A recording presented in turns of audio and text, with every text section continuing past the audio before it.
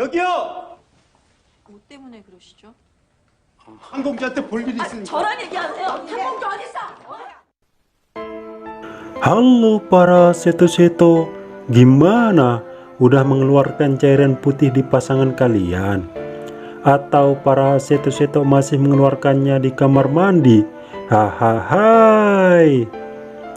Oke, di video kali ini saya akan menceritakan sebuah alur cerita film yang diangkat dari kisah nyata seorang siswi dari Korea. Dia diperkosa oleh sekelompok geng sekolah secara bergiliran. Para pelaku berjumlah 44 orang. Kejadian ini terjadi di tahun 2004 silam. Film Han Gong-ju ini telah rilis di tahun 2013. Disutradai Lee Soo-jin, diperankan Chun Woo-hee, So Young-kim, Kim Cho-young-jun, dan para pemeran lainnya. Sebelum saya menceritakan alur cerita filmnya, saya kasih tahu ke seto semua kalau ini adalah konten spoiler. Jadi, buat para seto-seto yang ingin menonton film aslinya, silakan ya untuk menontonnya terlebih dahulu. Dan jangan lupa untuk subscribe channel ini agar saya semakin semangat untuk membuat video-video berikutnya. Oke, tanpa lama-lama lagi, yuk kita bahas alur cerita filmnya.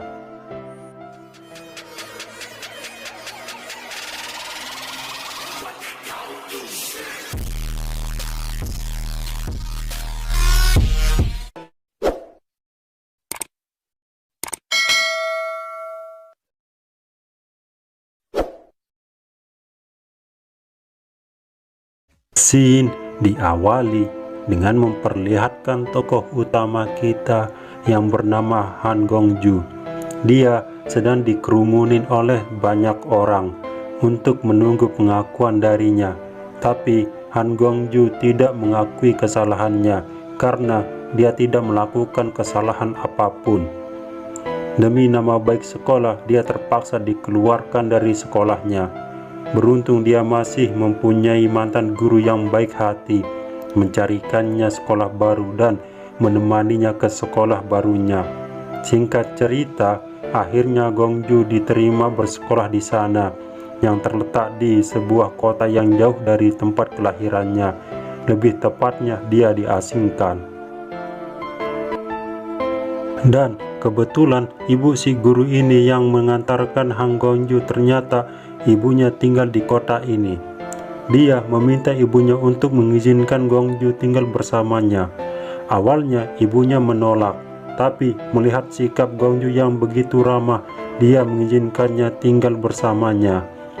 Scene memperlihatkan adegan mundur kehidupan Han Gongju. Jadi Han Gongju ini adalah anak tunggal yang berasal dari keluarga sederhana. Ayahnya sibuk melakukan minum-minuman keras, sedangkan ibunya pergi meninggalkannya dan sibuk mencari suami baru. Bahkan ibunya tidak menganggap Han Gongju ini adalah anaknya. 엄마도 보고 싶었어. 힘들어. 재혼한 것도 그렇고. Han Gongju tinggal sendirian di rumahnya karena ayahnya jarang pulang. Beruntung dia mempunyai teman yang baik dan cantik. Dia bernama Hawa Oki. Dia sering menemani Gongju di rumahnya ketika sendirian. Hawa Oki memiliki kekasih bernama Dongyu. Dia sering diajak ke rumah Gongju.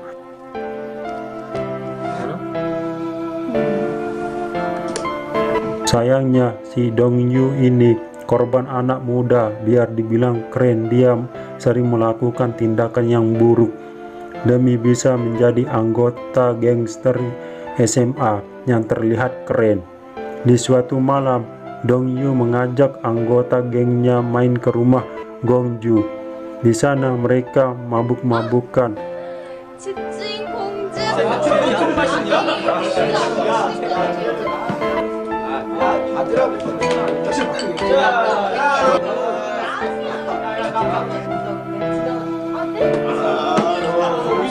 Karena kesal, Gongju mengusir mereka semua dan mereka pergi dari rumah Gongju.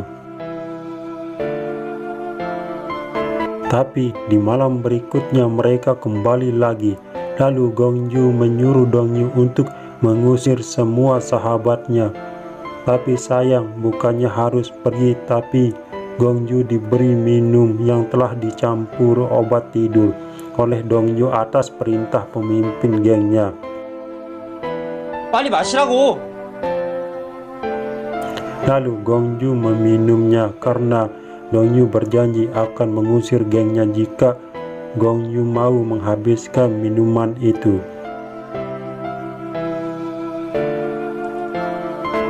Setelah meminumnya, Gongju pun perlahan tertidur, dan ketika dia bangun, Gongju melihat temannya yang diperkosa secara bergilir oleh geng sekolah Dongyu.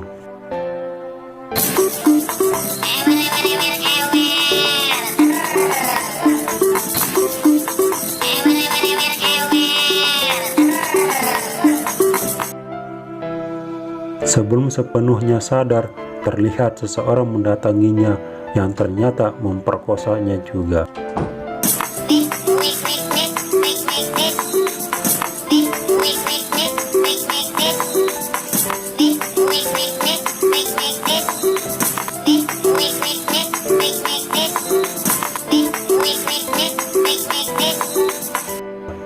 Di situ Gongju tidak bisa berbuat apa-apa.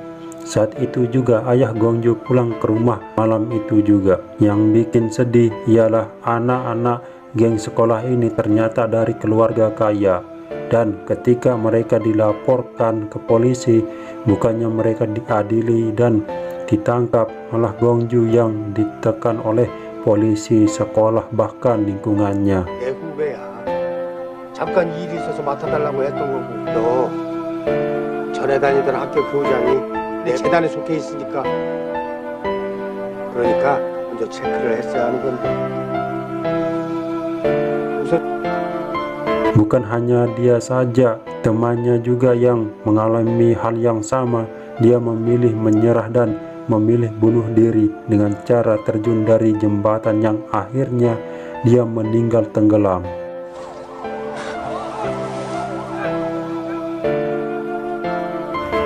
Atas kematian temannya, masalah jadi sulit.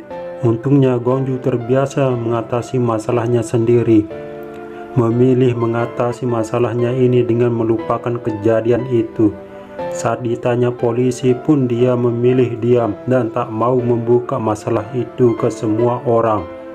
Dia juga memilih untuk sendiri dan bersikap cuek kepada sahabat-sahabatnya di sekolah barunya. Gongju juga berlatih berenang dengan dipandu oleh gurunya. 자, 코로 숨을 내뱉고 이거 들여 마시는 거야.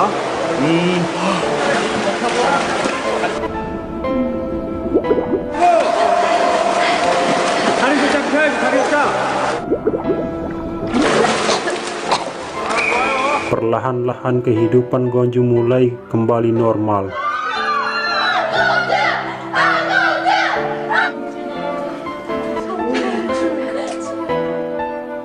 Suatu hari, ketika Gongju bermain gitar sambil bernyanyi, salah satu sahabatnya merekam dirinya, dikarenakan suara Gongju bagus dan enak didengar. Lalu, para sahabatnya memberikan kejutan kepada Gongju, yaitu video saat dia bernyanyi diupload ke YouTube. Di situ, Gongju menyuruh sahabatnya untuk menghapusnya, karena dia tidak ingin keberadaannya diketahui oleh media, dikarenakan kasus masa lalunya itu. 내 얼굴 니들 마음대로 올리지 마! 알았어. 말 못 들었어? 누가 이딴 거 해달래? 야, 너 적당히 해. 그만해. 뭘 알아? 그럼 이거 왜 만들었는데? Dan besok paginya di sekolah, saat dia sedang belajar, dia didatangi oleh beberapa orang tua siswa dari tersangka pemerkosaan terhadapnya.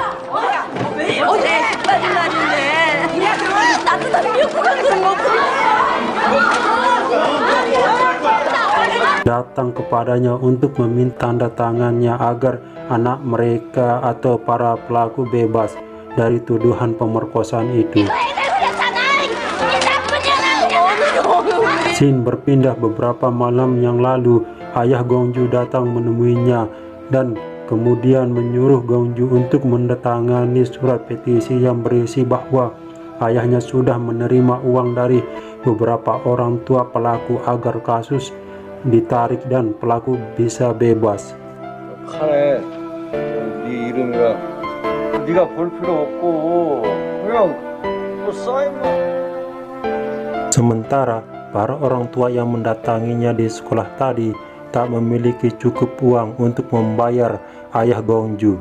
Karena hal itu Gongju memutuskan untuk pergi meninggalkan kota itu dikarenakan keberadaannya sudah diketahui.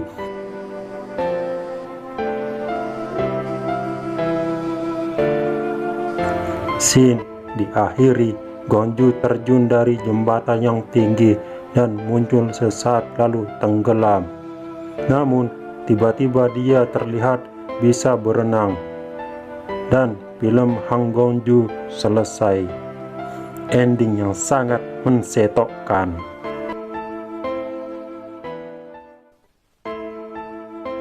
Dari film ini kita dapat pelajaran bahwasannya kita jangan pernah menyerah untuk menuntut keadilan.